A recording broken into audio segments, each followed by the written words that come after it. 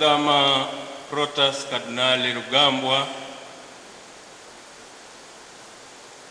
Mwashamu Askofu Wolfgang Pisa, Askofu wa Jimbo la Lindi na Rais wa Baraza la Maaskofu Tanzania, Mwashamu Baba Askofu Ludovic Joseph Minde, Askofu wa Jimbo hili la Moshi na mshangwera wetu,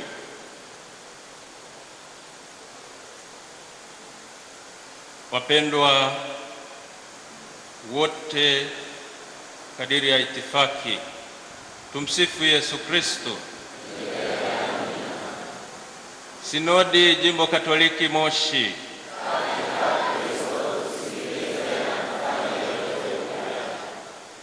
leo tunafanya maadhimisho ya jubilei ya miaka 25 ya uaskofu wa mchungaji mkuu wa jimbo hili la Moshi, Mwashamu Baba Askofu Ludovic Joseph Minde. Naomba tumshukuru Mungu.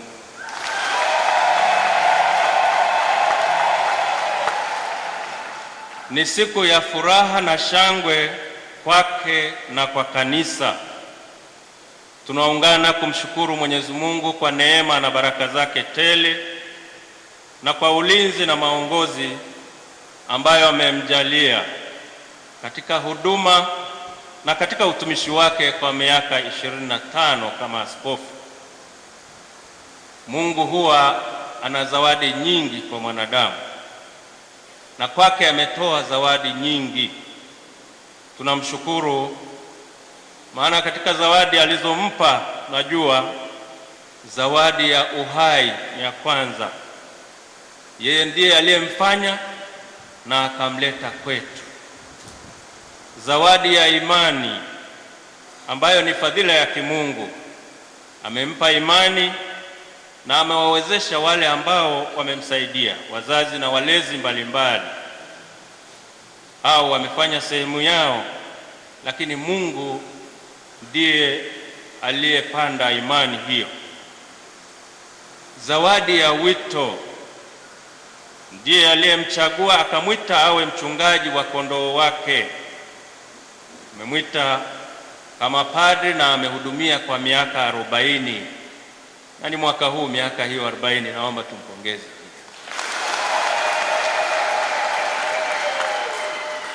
Lakini kama askofu mchungaji mkuu wa jimbo kwa miaka 25, miaka tunayoadhimisha sasa. Lakini pia zawadi ya huduma, amemwezesha kutoa huduma, lakini vile vile kupokea huduma. Huduma anayewezesha ni Mwenyezi Mungu. Kwa hiyo siku ya leo tunamshukuru Mungu, lakini pia tunampongeza askofu kwa kujali hizi zawadi, kipekee wito wa daraja takatifu na utume wake wa kufundisha watu wa Mungu, kuwatakasa, kuongoza familia ya Mungu na watu wote kwa ujumla katika ukamilifu wa daraja takatifu. Nafahamu kwamba askofu ni kanisa, kwa hiyo jubilei yake ni ya kanisa. Yeye anapomshukuru Mungu, jimbo pia linamshukuru Mungu. Hongereni sana familia ya Mungu jimbo la Moshi.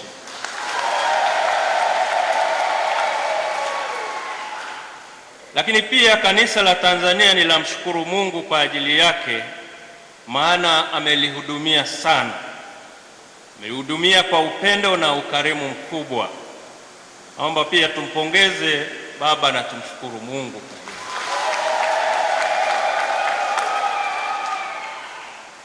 Kuna usemi uliozoeleka wa Kiswahili kwamba hata mbuyu ulianza kama mchicha. Sasa nikizungumzia mbuyu kwa baadhi ya maeneo ni jambo gumu. Kuna ambao hawajawahi kuona mbuyu, kama Moshi sio rahisi baadhi ya maeneo haya. Lakini mbaya zaidi, mbuyu ambayo unaanza ule wa mwanzo kabisa. Usemi huu kwamba hata mbuyu ulianza kama mchicha, eleza kwamba ulianza hatua kwa hatua ukawa mkubwa, haukuanza kuwa mkubwa. Vivyo hivyo huyu ambaye tunamsherekea, baraka alizokuwa nazo, na kama kuna makubwa katika maisha yake, yote yalikwenda hatua kwa hatua kadiri Mungu alivyomwezesha. Safari yake kama askofu ilikuwa na siku ya kwanza tangu tarehe 5 mwezi Agosti mwaka 2001. Baadaye ikawa na wiki, mwezi, miaka, hadi sasa ni miaka 25. Ni mti mkubwa, umri mkubwa. Lakini jambo la kumshukuru Mungu ni kwamba bado unaonekana mti mbichi, maana umetunzwa vizuri, mti uliostawi ambao unaendelea kuzaa matunda ya imani kwa wingi. Mhubiri wa jana alisema kwamba ni mzee kijana. Kumshukuru Mungu. Kwa mtazamo wangu, hatua za ukuaji katika utume wa askofu ni ngumu, zina changamoto kuliko za upadre. Maana wengi tunakuwa mapadre tukiwa vijana au tukiwa na umri mdogo, lakini kwa uaskofu wengi tunateuliwa tukiwa tayari na umri mkubwa. Kwa hiyo kuongeza miaka 25 juu ya ile ambayo tayari ipo sio jambo rahisi. Kwa wengine imewezekana, kama kwa huyu jubilei wetu imewezekana, na tunaona bado yuko timamu kama alivyosema. Nimesema kama mhubiri wa jana, mimi ningeweza kusema kwamba ni kama mchicha, bado kama mchicha wa kijani na ambao unaonyesha kama vile kukua. Tunamshukuru Mungu kwa hili.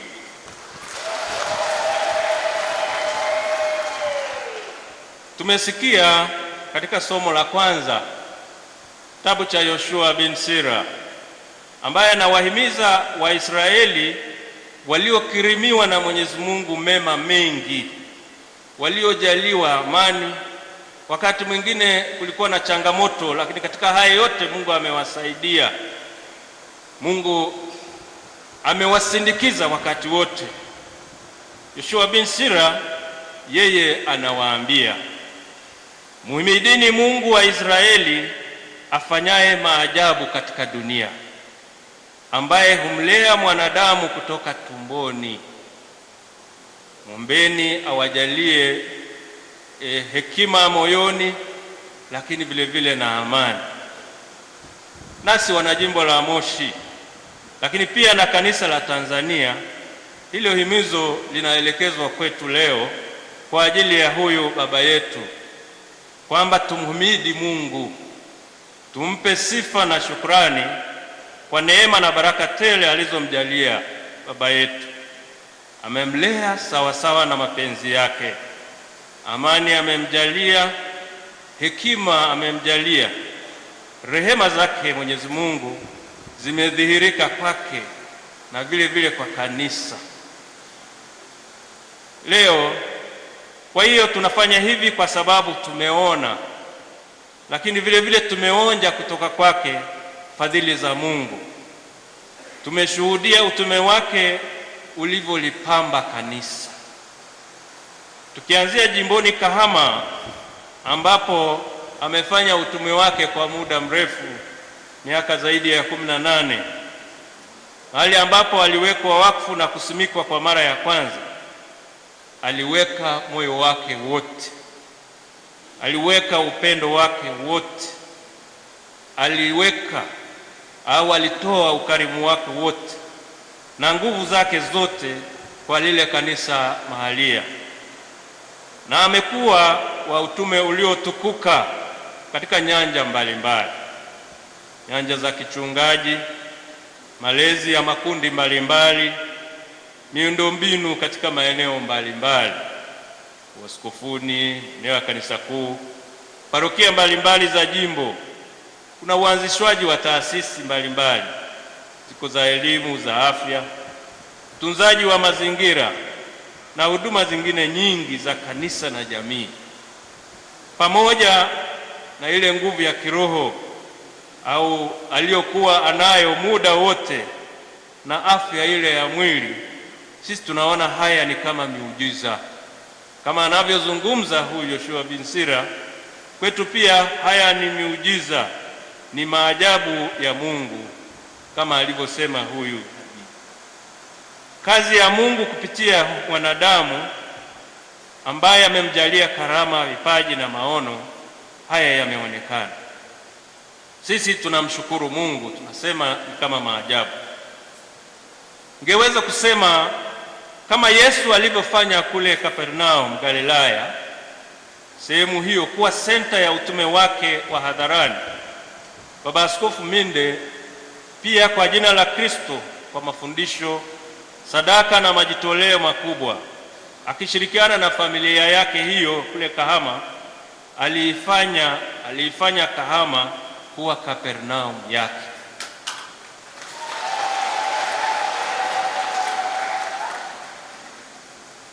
Lakini hata baadaye ukitazama, alipohamishiwa hapa jimboni Moshi, aliendelea na ari ile ile, kasi ile ile ya kichungaji kama ilivyokuwa sehemu aliyoanzia, bila kujali umri.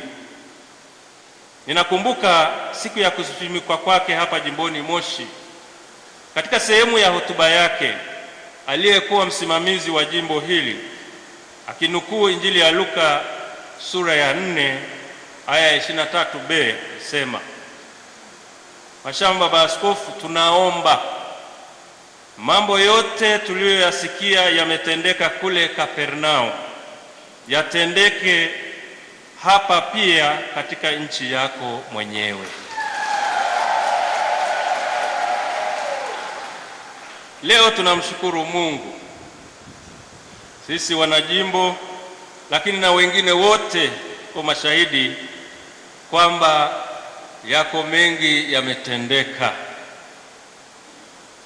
Tembea pamoja kisinodi, jambo linaloendelea. Familia ya Mungu jimboni, mapadre, watawa, halmashauri walei, waamini walei, marafiki, wafadhili, wahisani, wadau mbalimbali wa utume wa kanisa, kwa msaada wa Mungu wamewezesha pamoja na Baba yatendeke mengi yaliyo mema. Ameshafanya sehemu hii kuwa Kapernaum yake.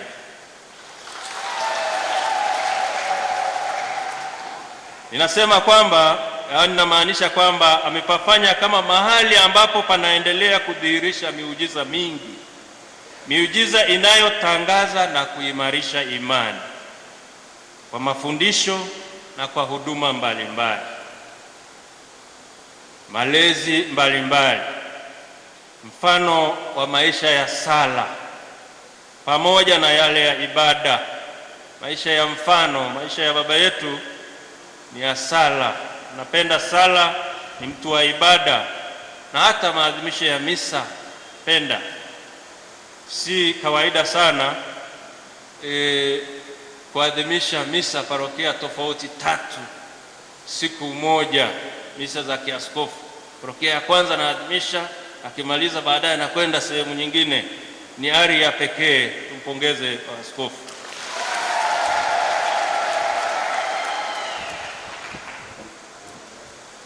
Utume ambao unagusa kwa ujumla maisha ya kanisa, ziara za kichungaji, lakini kuna hii miundombinu mipya ambayo akishirikiana na ninyi familia ya Mungu.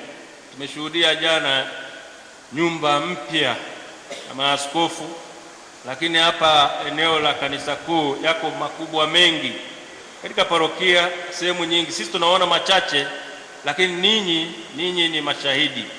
Kupitia yeye pamoja na ninyi, Mwenyezi Mungu ameendelea kubariki utume wa kanisa lake. Ndio maana kwa kweli tunamshukuru Mungu. Tumeona miaka hii ni ya baraka, ni miaka ya neema. Tunasherekea neema na baraka za Mwenyezi Mungu.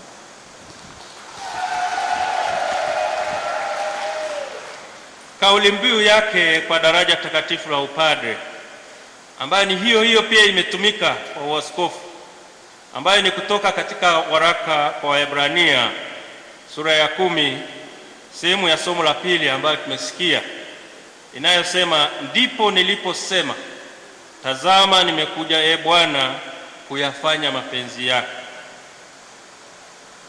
Sehemu ambayo pia tunaweza kuipata katika Zaburi ya 40 mstari wa 7 na kuendelea, ambayo inamaanisha utii mkamilifu wa Yesu kwa Baba, utayari wa kuondoa sadaka za kale, udhaifu, mapungufu, lakini kutimiza mpango wa Mwenyezi Mungu kwa hiari, na vile vile kusimamisha wokovu wa watu kwa njia yake. Kauli mbiu hii, kwa imani na matumaini, Baba yetu ameitendea haki kwa namna nyingi. Kwanza, kwa utayari na ujasiri wake. Baba Minde yupo tayari wakati wote kwa huduma, kwa utumishi. Wakati mwingine changamoto za afya zipo, lakini yeye amejaliwa ule kuthubutu, ujasiri. Haogopi hata kuanza mambo makubwa, ni mtu wa kuthubutu. Tunapenda wakati mwingine kufanya hivyo, lakini namna yake hiyo ya ujasiri ni ya pekee. Namshukuru, utayari na ujasiri. Lakini la pili ambalo tunaliona ni kuhusu uvumilivu na unyenyekevu. Wajibu wa askofu una madai mengi, ni sadaka. Japo kuna ugumu, lakini tunaona uvumilivu na unyenyekevu ambao umesukumwa na upendo umerahisisha kutimiza mapenzi ya Mungu. Sema, nimekuja kuyatimiza mapenzi yako. Kwa hiyo lolote lililo njiani, japo mengine magumu, kwake si kitu. Upendo umetangulia, unafunika haya mengine. Sisi tunaalikwa kujifunza hayo, lakini vile vile hata kujaribu kuthubutu, kuwa na ujasiri katika utume wetu. La tatu, moyo wa sala, moyo wa ibada, upendo kwa Ekaristi Takatifu, kwa Bikira Maria na mengine mengi, yote yanayofanana na hayo. Haya yamemsindikiza na amekuwa akifundisha, sio kwa maneno, wakati mwingine kwa matendo zaidi. Kwa sala yeye anaonyesha mfano. Leo tunakumbushwa kujifunza kitu hapo. Tunajua matendo yanaongea zaidi kuliko maneno wakati mwingine. Jambo la 4 ni upendo na ukarimu kwa kanisa. Upendo na ukarimu kwa kanisa. Bila ubinafsi, amejitoa kwa majimbo aliyohudumia. Kahama alijitoa bila kujibakiza, lakini na hapa pia amejitoa bila kujibakiza. Lakini amejitoa kwa kanisa la Tanzania bila kujibakiza. Wakati huko nyuma kama mlezi wa seminari alijitoa. Kama askofu aliyekuwa anasimamia masuala ya seminari, alihangaikia sana hizo nyumba za malezi kadiri alivyoweza, na alisaidia kutayarisha walezi wengi. Wengine hawakuwa baadaye walezi wa seminari, lakini mchango wa baba ni mkubwa. Wako majimbo mbalimbali wanahudumia, walipata malezi yake. Lakini sio hilo tu, alisaidia baadaye baraza la maaskofu akiwa bado Kahama, taasisi ambayo alikuwa amekwisha itayarisha. Taasisi iliyokuwa imetayarishwa kwa ajili ya nyumba ya malezi kule Kahama, akaitoa, akishirikiana na ile bodi ya wadhamini jimbo la Kahama. Taasisi hiyo leo ndiyo seminari yetu kuu, ambayo ni ya falsafa na teolojia. Kwa jambo hili tushukuru Mungu, mambo makubwa. Amesaidia utume wa kanisa katika majimbo mengi. Hata leo na mapadri wanapewa na wanaopewa daraja takatifu hapa, lakini wanatumwa kuhudumia majimbo mbalimbali, lakini wengine katika taasisi mbalimbali. Mimi nataja tu machache. Daima anatafuta ndani na nje ya nchi kwa ajili ya kuwezesha utume wa kanisa na mazingira yake. Yeye huwa ni mtu wa viwango. Minde ni mtu wa viwango, mnamfahamu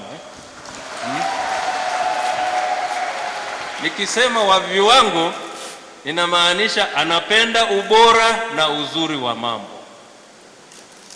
Hata katika kuvaa huwa hataki kubabaisha.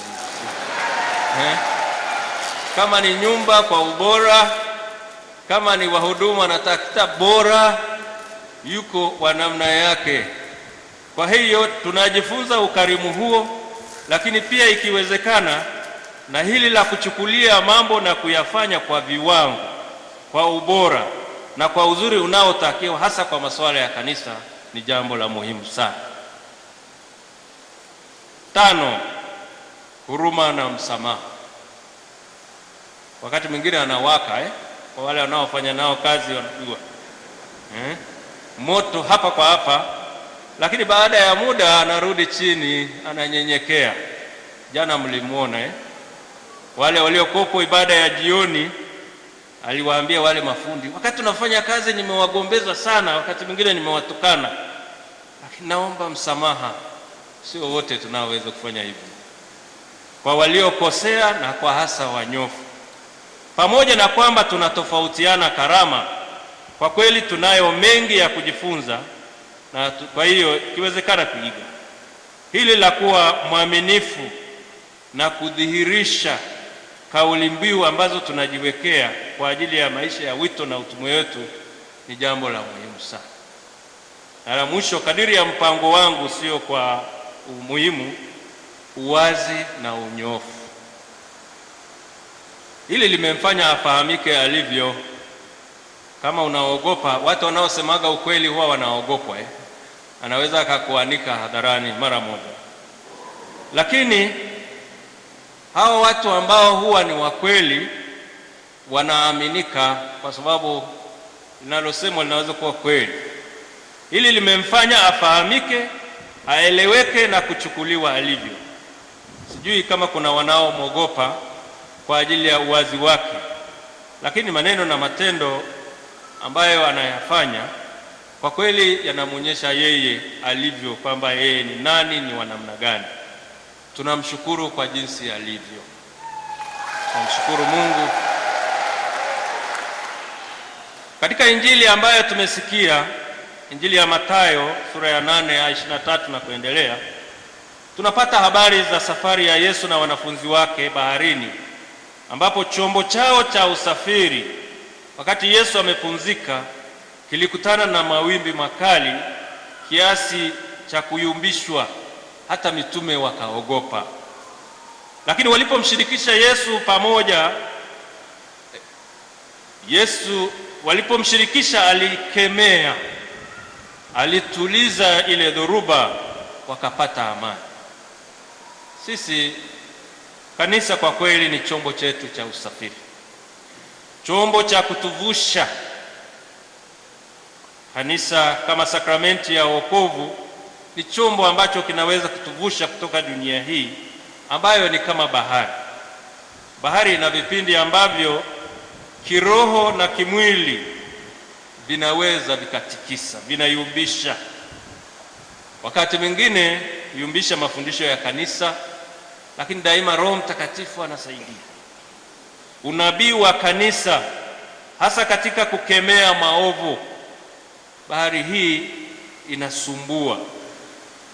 Kutetea haki, upendo, amani au maisha ya familia katika nyakati hizi, mito na mingine mengi, tunahitaji tukiwa wenyewe au kama kanisa tumtazame Kristo, tumwite Kristo. Ndiye aliyetuchagua na kutuita. Yesu ana mamlaka kamili, kwanza juu ya asili yetu na asili ya kila kitu, na yupo pamoja nasi wakati wa dhoruba za maisha. Anakemea upepo na mawimbi ambayo yanajaribu kutikisa ufuasi wetu, na hivi vinamtii. Jambo la muhimu ndio hili, kumtazama. Katika lugha ya maandiko maana yake kuwa karibu na kumtegemea huyo Kristo, kumwalika na kumsikiliza, mwisho kufuata maelekezo yake. Zaidi tuwe na imani thabiti kuhusu uwezo wake na utayari wake, tusiogope. Aliwaambia wale mitume, aliwakemea kuhusu mashaka ya imani yao, na baadaye mitume walimtazama, walimtegemea na walimpekea shida zao, wakashinda. Tuna imani baba yetu Minde katika vipindi vya maisha vilivyo vigumu, wakati anaanza utume, naendelea na utume, alimtazama Kristo, alimsikiliza, alitii mapenzi yake na alimpelekea mahangaiko yake, na akavuka hata akafikisha hii miaka. Sisi tunaalikwa kufanya hivyo katika safari ya imani na wajibu wa kutangaza habari njema, hasa katika nyakati zetu hizi. Kumtazama Kristo na kumsikiliza kunahitaji pia kujipanga. Lazima kumruhusu Roho Mtakatifu atusaidie, atukumbushe wakati tunahitaji kukimbilia msaada wa Mungu, wakati wa majaribu, lakini pia wakati wa kufurahi, kutoa shukrani ya mioyo yetu kadiri ambavyo tunajaliwa. Niwaalike tunapotoa shukrani siku ya leo kwa Mwenyezi Mungu na tunapompongeza baba yetu, tuendelee kumpa ushirikiano. Nalo hitaji zaidi ni ushirikiano katika nyanja zote, lakini pia kumwombea afya na nguvu, ajaliwe miaka mingi, lakini miaka yenye baraka na neema, aendelee kuhudumia taifa la Mungu. Tumsifu Yesu Kristo.